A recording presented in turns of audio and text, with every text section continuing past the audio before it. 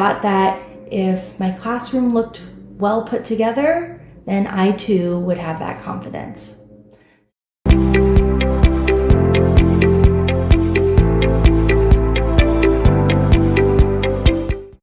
Back to school season is one of my absolute favorites. There's something about it, starting fresh, everything's new. I love that feeling. I love getting to go to Target, and maybe you're like me, you have your list of the things that you're just going to get.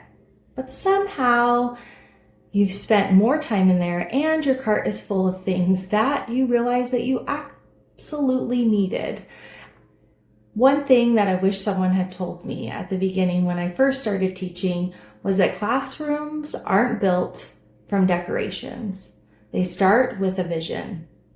I spent hours on Pinterest as a new teacher trying to design and figure out what my classroom was going to look like.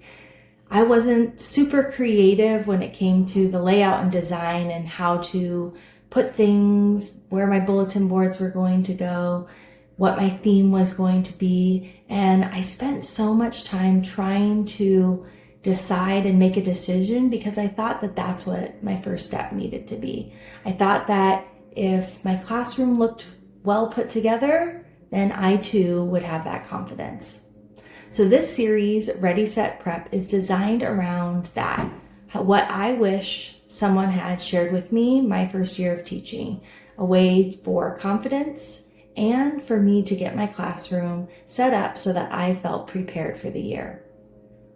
Every great journey starts off with a first stop. So we are going to focus on Vision Vista and designing a classroom vision that'll help guide us through the entire year with confidence and helping us feel prepared. When you design your vision, your classroom vision, I want you to think about these 3 questions. The first one, how do you want students to feel in your classroom? What are some words that come to mind? When they step into your classroom, day in and day out, when they're getting ready in the morning, how do you want students to think about school? Because often that's what they associate it with. When they're in their classroom, that's how they feel about school. It's how they're being treated, how learning feels for them. When we think about this, it really centers our design of our classroom, how we work towards classroom management, because when we develop everything, they're just a set of rules in our classroom, there are routines and procedures, but when we have this idea of how we want our students to feel, it really gives us context to how we're implementing those routines and procedures, how we manage our classroom, what misbehavior actually means to us when students act out. The next question is, what do you want students to remember? And this is a big one because we are asked as teachers to teach so much, an entire grade level of standards in multiple content areas if you're elementary, or if you are upper grades and you have a specified subject, there's still a lot that you have to teach.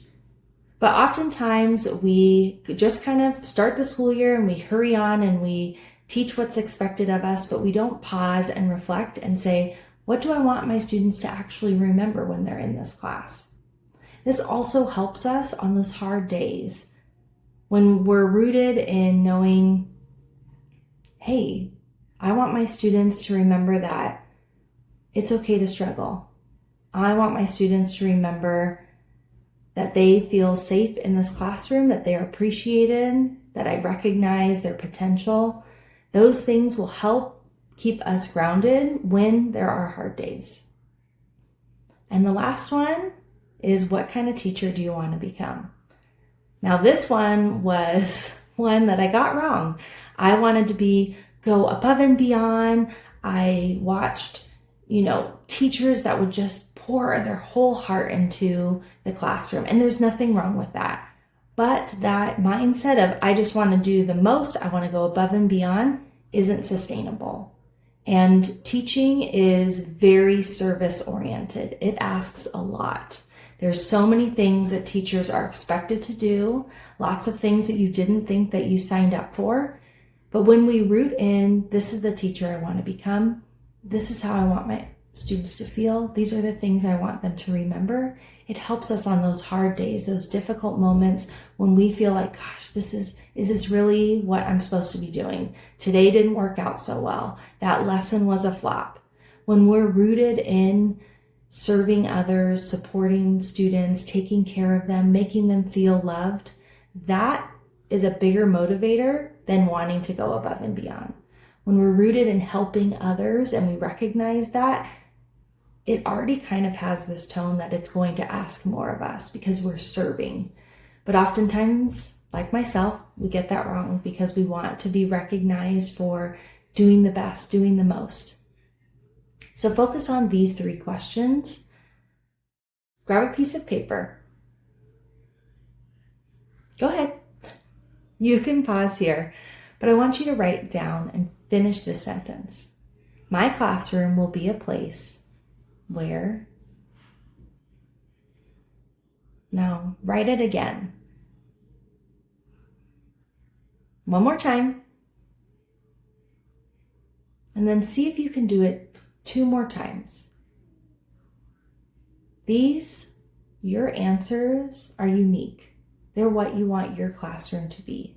And I want you to focus on this throughout the year. So maybe put this in a place somewhere where you'll be able to see it, come back to it throughout the year, and remember your classroom vision.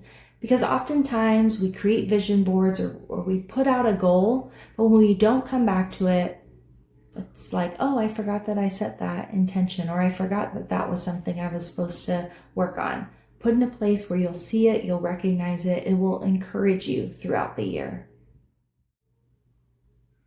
When we have this vision for our classroom, it's not just something that we're hoping will happen. It's going to influence how we treat our students, how we implement our procedures and routines, what our classroom community looks like, feels like, and there is a tone when people step into your room. They recognize that you care about your students, that you want the best for them. You're willing to maybe go the extra mile just to help and support a student that's struggling. You don't always have to go above and beyond, but sometimes going that little bit of extra because that student needs it is rooted in that classroom vision. So my challenge this week is with those 5 sentences that you wrote out, you would create a classroom vision before you buy another decoration for your classroom, because this truly is essential. Vision doesn't happen because your classroom looks a certain way. It happens because you intentionally decided that you were going to design your classroom a certain way. I hope you'll continue to join me on my Ready, Set, Prep roadmap. Our next stop will be Relationship Ridge.